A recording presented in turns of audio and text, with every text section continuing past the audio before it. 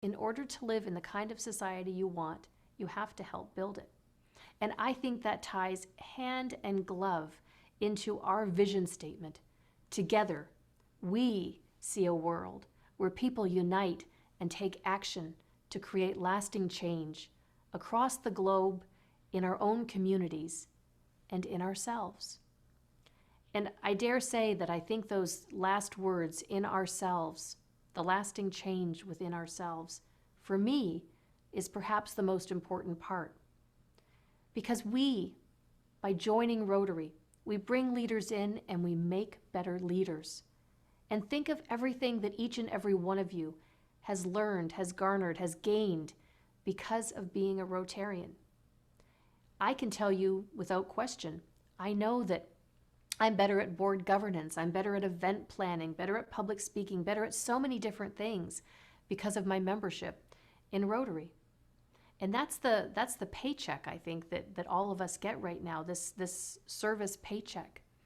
And again, the ability to connect on a global level, to get that passport stamp that says that we belong to something so much larger than ourselves. Speaking of things that are larger than ourselves, our polio eradication initiative, the #1 top priority of Rotary International. We know that it has been a year, the 2020, the one that we want to erase, was a year of many obstacles and many things that we want to forget. But there are still sometimes things to celebrate, even in the midst of despair. And polio eradication is one of them. Now, the reason for that is that polio, our polio infrastructure, which we, along with our partners, created more than 30 plus years ago, has enabled us to be able to play a front row seat in how things happen with COVID in our world today. This polio infrastructure helped us to shut down Ebola a few years ago. And likewise, when we went into lockdown, our vaccinators, the thousands of them in the more than 70 countries around the world, they had to take a pause. They had to step back and say, we need to be safe. But what they didn't have to stop doing was doing surveillance and contact tracing. And that wasn't just for polio, that was for COVID as well. We have been able to be active on the front lines in ways that we probably never could have imagined. And as vaccines begin to roll out across the globe, that polio infrastructure is going to play a pivotal role in many of the countries where that exists.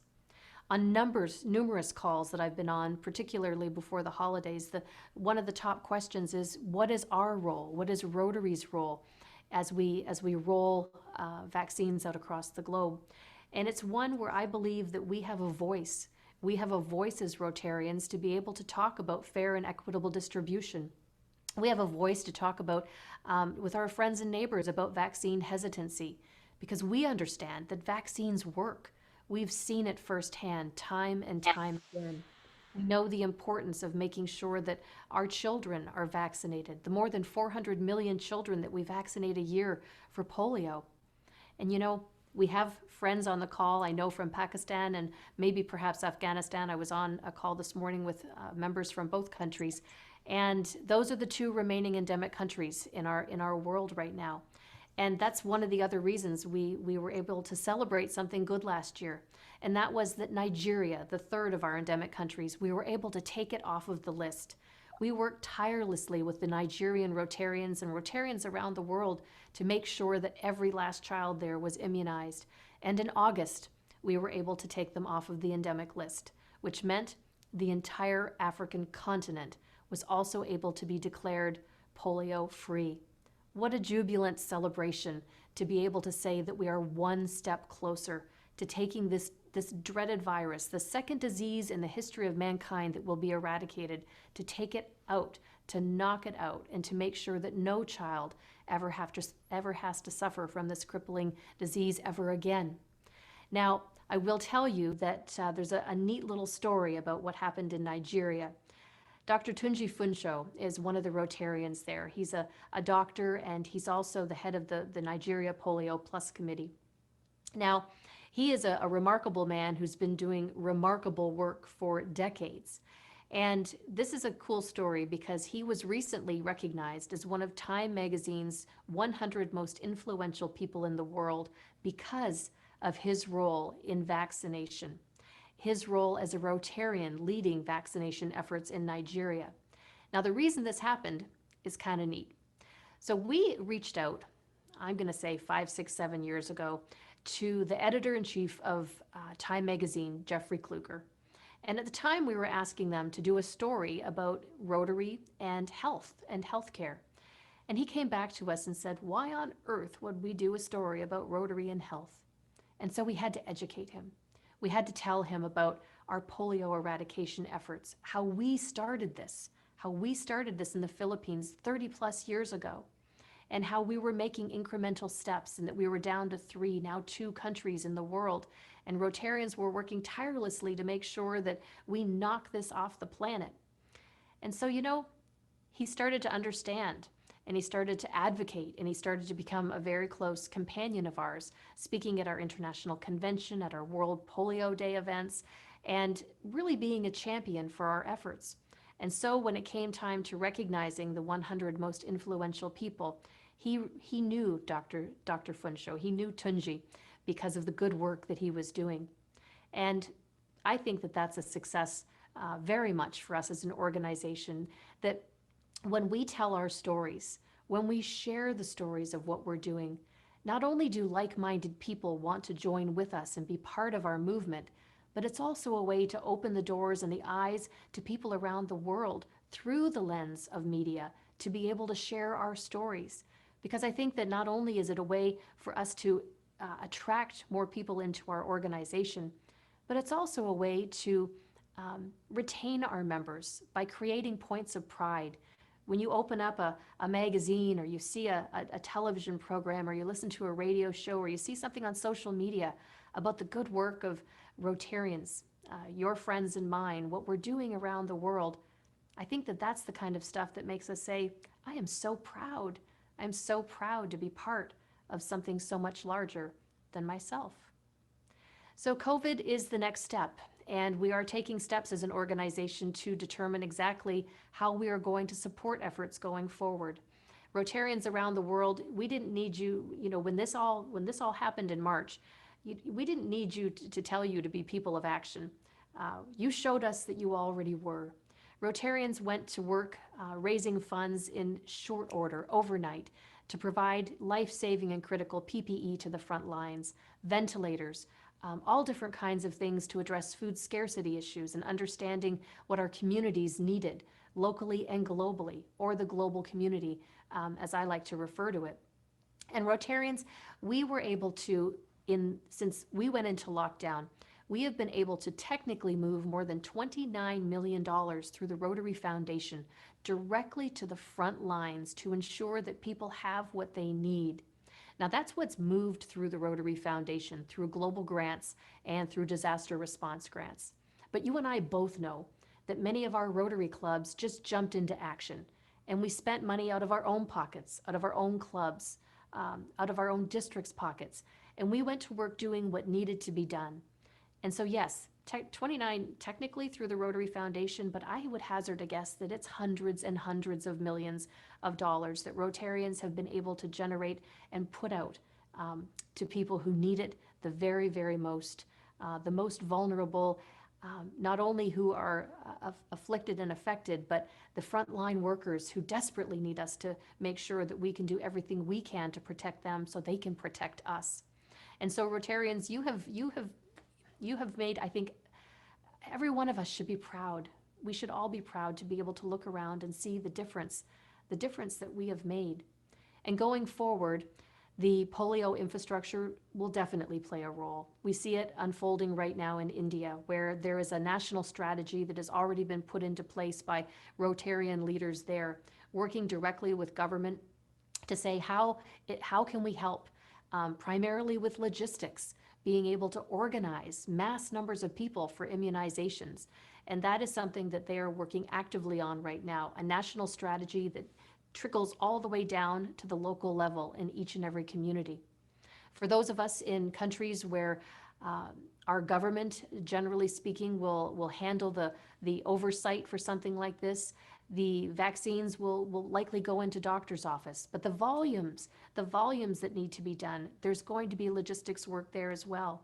And so right now, the thing I can tell you is that a task force of the most senior Rotarians in our organization, President Holger, President-elect Shaker, myself on the RI side, and on the Rotary Foundation side, we have our trustee chair, Ravi Ravindran from Sri Lanka, John Jerm from Tennessee, and Ian Risley from Australia. We're collaborating right now with the General Secretary, our Chief Communications Officer, to find ways that we can be a voice, that we can help to be your voice as we move forward, to showcase to the world the relevance of our organization as we try to put this virus to bed and as we step forward. So stay tuned in the coming weeks and months. There will be more information that we will talk about in terms of Rotary's response. But our response is really to make sure that we're talking with our own civic leaders in our own community, in our cities, in our provinces, and our states, and our regions, and where appropriate and as possible, our national leaders as well, to say, what can we do? How can we help? And so I encourage you to have that kind of dialogue, to see what it is that your club may do to help support these efforts, that we can all play a role. And beyond that, I know that you're already working tirelessly, making sure that your neighbors are taken care of, your members are taken care of. Our food pantries have never been overflowing more than they are right now.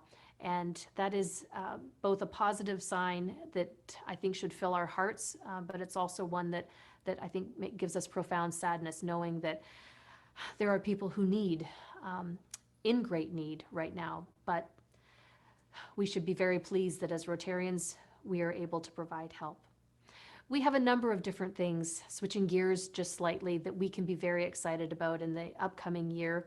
In the next couple of weeks, we have a president-elect of Rotary who is going to be sharing his vision for the year ahead, President-elect Shekhar Mehta from India. I know that membership is going to be a big thing for him. He's been talking about it already, recruiting and attracting new people to our organization. He's also going to talk a lot about service, and we know that the reasons that people join and stay, it's born out of the research. We join and we stay for service, hands-on service, getting our hands into something, and for the friendship and fellowship that we have with each other.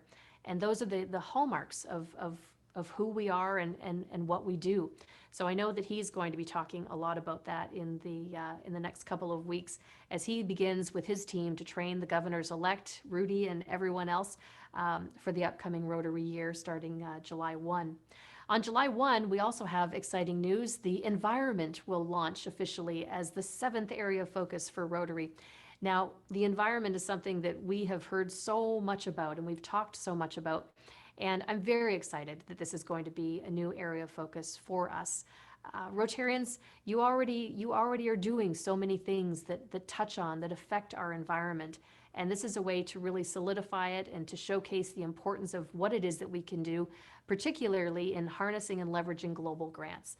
And I know that we're going to see a lot of environmental global grants that are filed as we turn over into the new Rotary year. Now, I will tell you that we didn't come to this step lightly. And it was about a year and a half ago that when I was still sitting on the Board of Trustees, we were discussing the environment. We were discussing whether it should be an add-on to one of the current 6 areas of focus that we have, or whether it should be a standalone area of focus. And under the leadership of Ian Risley, our past president from Australia, he led a task force, including myself, that we talked a lot about this. And we talked to researchers, we talked to experts, we talked to Rotarians. We did a lot of heavy lifting to find out what was the right decision for us as an organization. And in the end, we looked at the financial impact, and we looked at the grants from the year prior. And of all of the grants that were done, more than $18 million of grants had some application to the environment. And so we knew that Rotarians were telling us this is important. And so it will be very interesting to see how we can engage as clubs, as districts, as countries to make a difference, to be part of the dialogue, an important part of the dialogue. And that can be something as simple as how we plant trees like President Ian asked us to do, or making sure that we're cleaning up our lakes and our rivers, cleaning up our own communities, different things like this, that small things that can sometimes lead to big change. One last thing that I want to just touch on, and then I'd love to be able to get into some questions and answers, is that one of the additional things that I think is a very important conversation for us to be involved in right now is diversity, equity, and inclusion. And many of you will know that we embraced and took on a new statement, a diversity, equity, and inclusion statement for the organization over a year ago. And this is a dialogue that is being held within many different groups, many organizations, NGOs, governments, etc., because it's the right conversation for us to have, to be more appreciative of what diversity looks like, inclusion looks like in our communities. Now, I don't need to tell the Rotary clubs that are on this call about this, because the Rotary Club of Brampton, I know that you are one of the most multicultural cities, as is Windsor in our country. And we are a reflection of what our communities look like. But we have to do a better job. We have to do a better job of looking around our communities and making sure that we are a proper reflection of where we're at in every part of the world. And so diversity, equity, and inclusion, I think that there's some challenging conversations that we need to have. And I think that, quite candidly, the conversations might be a little bit different depending on where you are in the world. In some parts of the world, perhaps age is the most important part of the dialogue. In other parts of the world, perhaps gender is the most important part of the conversation. In some parts of the world, maybe it's gender and age and sexual orientation. There's many different layers to this onion, but what we have to do is make sure that we are a proper representation of our communities, because it is our diverse perspective that allows us, permits us, creates the opportunity for us to tackle and solve the world's most pressing challenges. That's because we are able to look at things all through our own unique lens and bring that kaleidoscope of opinions together so that we can do things the right way. If we all looked at things through one lens, through only one way of looking at things, we'd only ever solve problems one way. But because we bring this diversity together, this diverse perspective, we really truly can solve problems differently than even governments. And this is the hallmark of what we do as Rotarians. And so I think that there's going to be a lot more conversation about this going forward. And I challenge you to think of your own clubs and to take a look around and see, is there room for improvement? Is there room for a conversation, a dialogue? And then to have it. And then, once again, when we get to be in person, that will make a whole bunch of difference as well. And I do look forward to the day when we can get together, hopefully sometime soon, hopefully within this year, when in-person meetings can resume and we can start to be together, to celebrate all of our strengths, and to understand that we've traversed this together, and that we will be stronger coming out of it.